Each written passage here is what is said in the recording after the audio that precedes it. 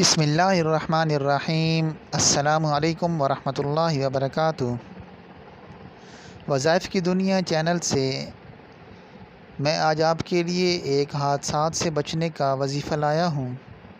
سماعت کیجیے۔ ایک شخص حضرت ابو درداء رضی اللہ تعالی عنہ کی خدمت میں حاضر ہوا اور عرض کیا کہ آپ کا مکان جل گیا۔ فرمایا نہیں جلا۔ دوسری روایت میں ہے کہ پھر دوسرے شخص نے یہی اطلاع دی تو فرمایا نہیں جلا۔ پھر تیسرے آدمی نے یہی خبر دی، آپ نے فرمایا اللہ کی قسم نہیں جلا۔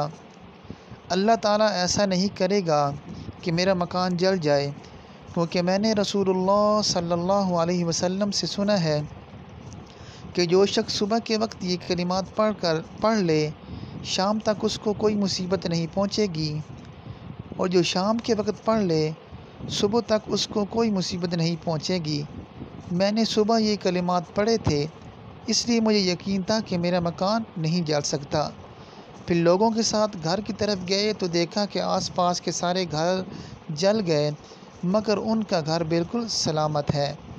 وہ کلمات یہ ہیں: اللہم انت ربی لا الہ الا انت علیک توکلت وانت رب العرش العظیم ما شاء اللہ کان وما لم یشاء لم یکن ولا حول ولا قوة الا باللہ العلی العظیم اعلم ان اللہ علی کل شیء قدیر وان اللہ قد احاط بکل شیء علما اللہم انی اعوذ بک من شر نفسی ومن شر کل دابہ انت آخذ بناصیتها ان ربی علی صراط مستقیم۔